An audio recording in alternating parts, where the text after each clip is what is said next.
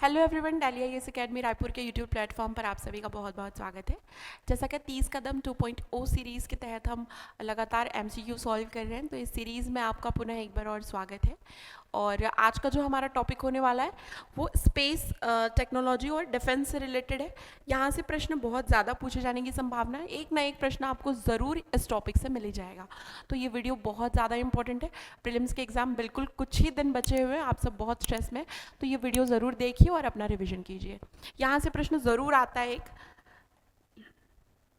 चलिए बिना देरी करते हुए पहले प्रश्न से हम वीडियो की शुरुआत कर देते हैं। Consider the following statement about ISRO. ISRO के विषय में निम्नलिखित कथनों पर विचार कीजिए। ईसरो का फुल फॉर्म क्या है? Indian space research organisation.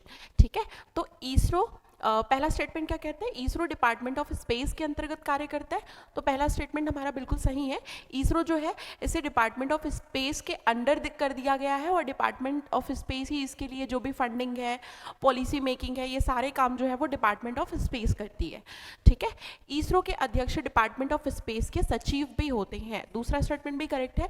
जो ईसरो के चेयरमैन होते हैं वही क्या होंगे? डिपार्टमेंट ऑफ स्पेस के सेक्रेटरी भी होते हैं।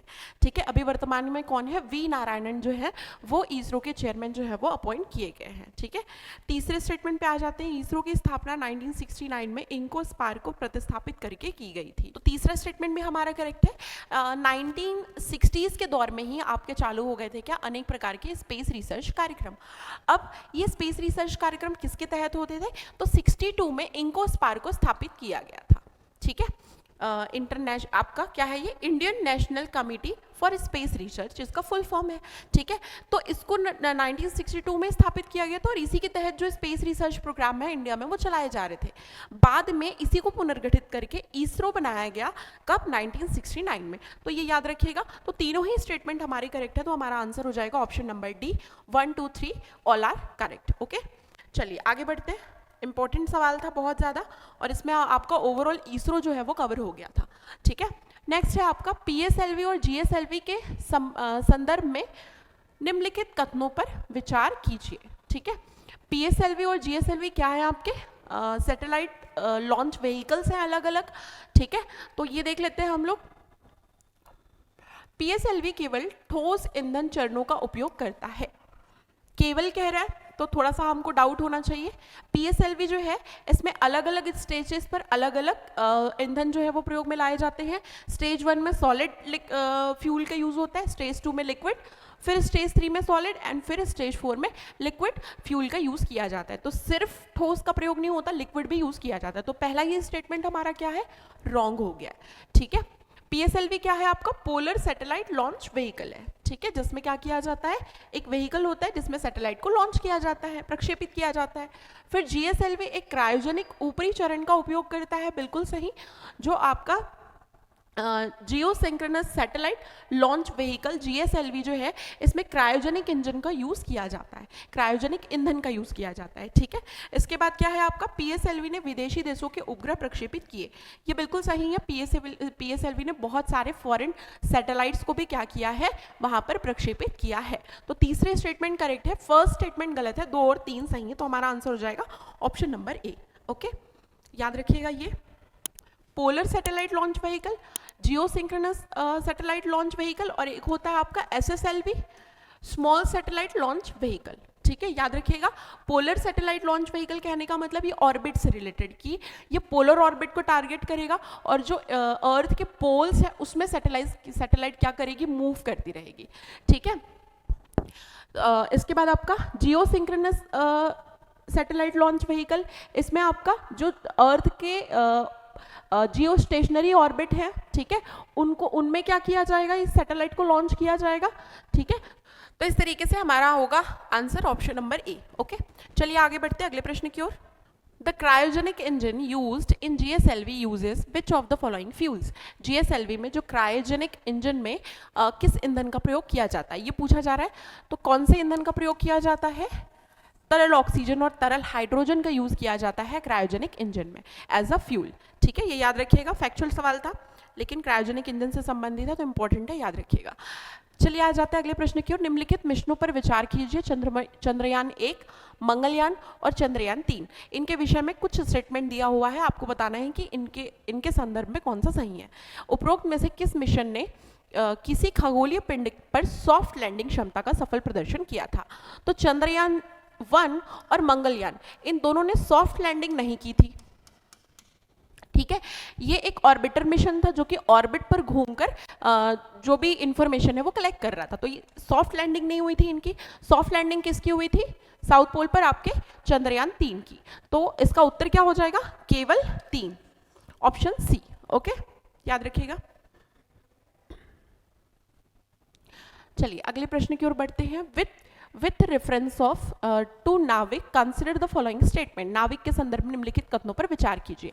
नाविक क्षेत्रीय नेविगेशन कवरेज प्रदान करता है। नाविक आपका एक सैटेलाइट है जिसका यूज जो है नेविगेशन के लिए यूज किया जाता है, इस सैटेलाइट का प्रयोग किया जाता है। ठीक है, तो पहला स्टेटमेंट करेक्ट है। दूसरा स्टेटमेंट, यह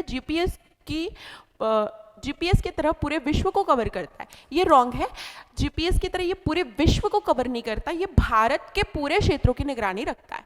ठीक है, तो पूरे विश्व की नहीं बल्कि भारत के क्षेत्रों की निगरानी रखता है। इसे इसरो द्वारा विकसित किया गया। तो 1 और 3 सही है, दूसरा गलत है। ठीक है, हमारा आंसर हो जाएगा ऑप्शन नंबर ए। नेविगेशन सैटेलाइट है नाविक, याद रखिएगा। श्रीहरिकोटा किस राज्य में स्थित है? श्रीहरिकोटा आपका Satish Dhawan space rocket launching centre है, जो कि किस राज्य में ये पूछा जा रहा है, तो कहाँ है आपका? आंध्र प्रदेश में। ठीक है, याद रखिएगा। अगला प्रश्न है, Thumba equatorial rocket launching station कहाँ स्थित है? तो कहाँ स्थित है? ये केरल में स्थित है, Thumba equatorial rocket launching station. Equatorial rocket launching station क्यों कहते हैं? क्योंकि यहाँ से अगर रॉकेट लॉन्च किया जाए तो इक्वेटर यहाँ से बहुत पास है अर्थ के, और इक्वेटर में सीधा क्या होता है, ये सैटेलाइट जो है वो जाकर फिर मूव करता है या घूमता है। ठीक है, तो अगर आपको सीधे इक्वेटर में अपना रॉकेट लॉन्च करना है तो यहाँ से बेस्ट होगा अपना क्या करें, आप रॉकेट लॉन्च कर सकते हैं। ठीक है, थुम्बा कहाँ स्थित है? केरल में स्थित है। चलिए बढ़ते हैं अगले प्रश्न की ओर। Consider the following statement about ISRO. ISRO के संदर्भ में कथन पर विचार कीजिए। इसकी स्थापना 1969 में हुई थी, 15 अगस्त को। ठीक है, तो पहला स्टेटमेंट करेक्ट है। दूसरा स्टेटमेंट कहता है यह ministry of science and technology के अंतर्गत कार्य करता है। दूसरा स्टेटमेंट रॉन्ग है। मैंने आपको बताया था इसके लिए एक पृथक रूप से डिपार्टमेंट की स्थापना कर दी गई थी सरकार के द्वारा, जिसे डिपार्टमेंट ऑफ स्पेस कहते हैं, और डिपार्टमेंट ऑफ स्पेस के द्वारा ही इसके लिए पॉलिसीज बनाना, फंडिंग करना, ये सारे कार्य किए जाते हैं। तो ये डिपार्टमेंट ऑफ स्पेस के अंतर्गत कार्य करता है। इसका मुख्यालय बेंगलुरु में है। तो 1 और 3 बिल्कुल सही है हमारा, परंतु दूसरा स्टेटमेंट जो है वो रॉन्ग है। तो हमारा आंसर क्या होगा? ऑप्शन नंबर ए। चलिए बढ़ते हैं अगले प्रश्न की ओर। ब्रह्मोस मिसाइल है, ब्रह्मोस मिसाइल के बारे में पूछ रहा है, तो ये क्या है? तो ब्रह्मोस जो है ये भारत और रशिया दोनों के द्वारा मिलकर डेवलप किया गया है। भारत के ब्रह्मपुत्र और रशिया के मोक्ष्वा जो आपका रिवर है उसके नाम पर इसे क्या किया गया है? डेवलप किया गया है। और ब्रह्मोस मिसाइल जो है ये इनमें से क्या है पूछा जा रहा है, तो सुपरसोनिक क्रूज मिसाइल है। सुपरसोनिक क्रूज मिसाइल है। इसकी जो रेंज है वो कितनी है? साउंड से भी लगभग 3 गुना ये तेज है। ठीक है, तो कैसी है ये? Supersonic cruise missile. याद रखिएगा ऑप्शन नंबर बी इसका आंसर होगा, ब्रह्मोस का। भारत की अधिकांश स्वदेशी मिसाइल प्रणालियां किस संगठन द्वारा विकसित की जाती है? तो किसके द्वारा विकसित की जाती है? DRDO, defence research development organisation. DRDO के द्वारा ही क्या किया जाता है? भारत की जितनी भी स्वदेशी मिसाइल है वो विकसित की जाती है। तो उत्तर होगा ऑप्शन नंबर बी। याद रखिएगा। निम्नलिखित में से कौन सी मिसाइलें डीआरडीओ द्वारा विकसित की गई हैं? अग्नि श्रृंखला, पृथ्वी श्रृंखला, आकाश सतह से वायु में मार करने वाली मिसाइल। तो तीनों ही डीआरडीओ के द्वारा विकसित की गई है। ठीक है, आकाश जैसे आपका ये कहा जाता है कि अर्थ से डायरेक्ट आप इसे क्या कर सकते हैं? स्काई में हमले कर सकते हैं। ठीक है, और वहां पर आने वाली जो भी आपके दुश्मन की जो मिसाइल वगैरह है उसको क्या किया जा सकता है? खत्म किया जा सकता है एयर में। ठीक है, तो सरफेस टू एयर इसको लॉन्च किया जाता है ये मिसाइल को। इसके बाद पृथ्वी श्रृंखला की मिसाइलें हैं और अग्नि श्रृंखला, ये बैलिस्टिक मिसाइल है, पृथ्वी श्रृंखला की भी बैलिस्टिक मिसाइल है। इन सभी को डेवलप करने का श्रेय किसे जाता है? भारत के डीआरडीओ को जाता है। तो तीनों ही डीआरडीओ द्वारा विकसित की गई, तो हमारा उत्तर हो जाएगा ऑप्शन नंबर डी, 1, 2 और 3। ठीक है,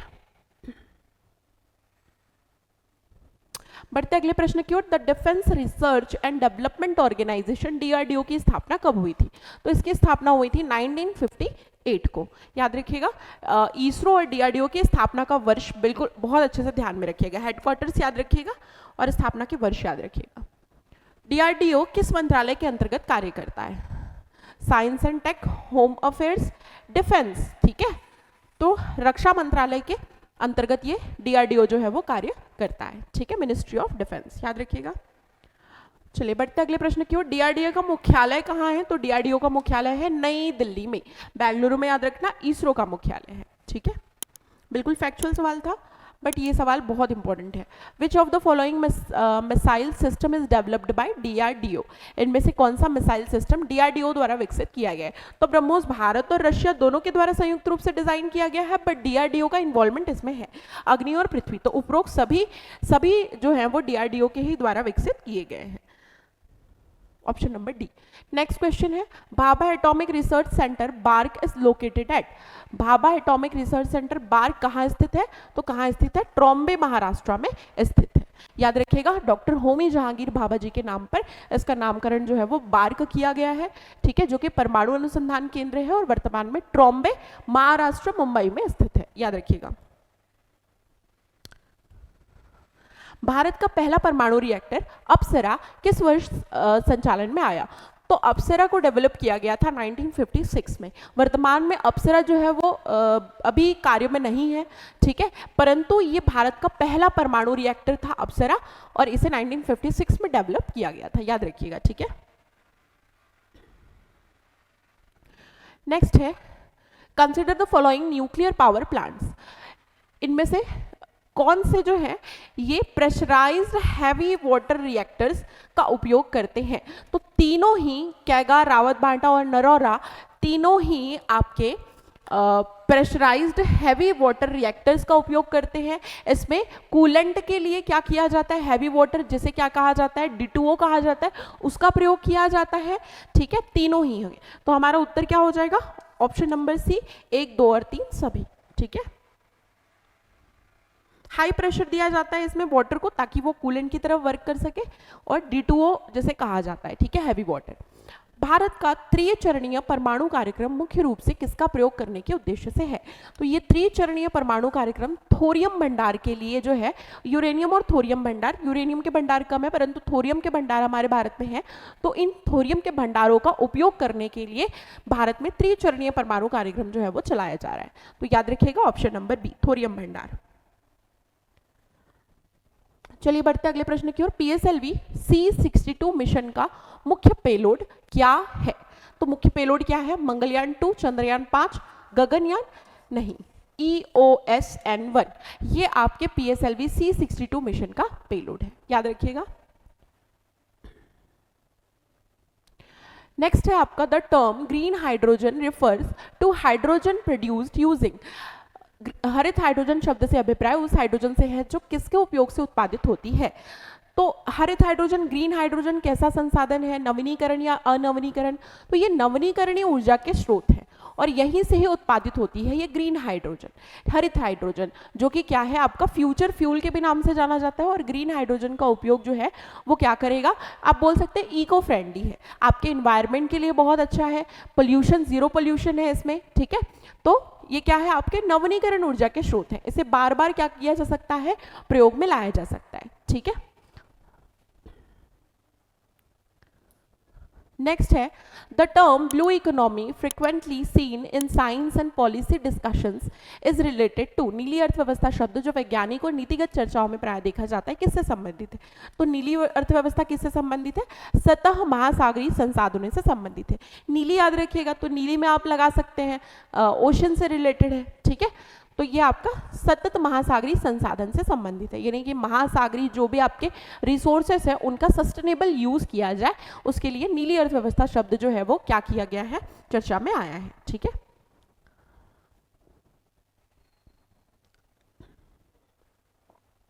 चलिए उत्तर होगा बी। नेक्स्ट क्वेश्चन की ओर आगे बढ़ते हैं। परमाफ्रॉस्ट पिघलना शब्द जो जलवायु समाचारों में अक्सर रिपोर्ट में देखा जाता है मुख्यतः किससे संबंधित है? तो परमाफ्रॉस्ट पिघलना, परमाफ्रॉस्ट क्या होता है? ये वो जमीन होती है जो लगभग 2 से 3 सालों तक वैसी की वैसी जमी हुई है, अभी तक पिघली नहीं है, इतना ज़्यादा बर्फ है।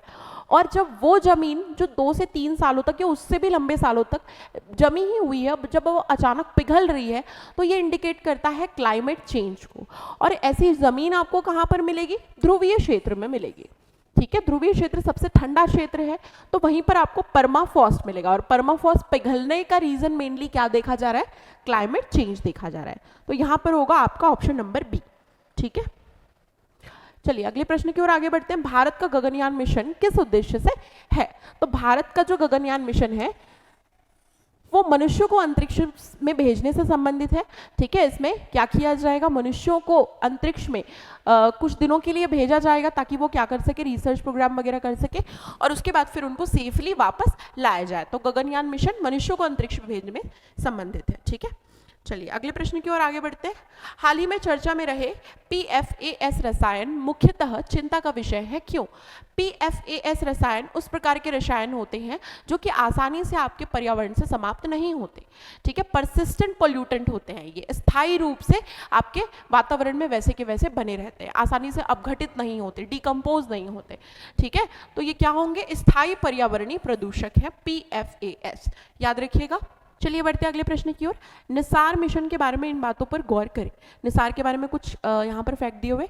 निसार इसरो और नासा का एक जॉइंट मिशन है, बिल्कुल सही।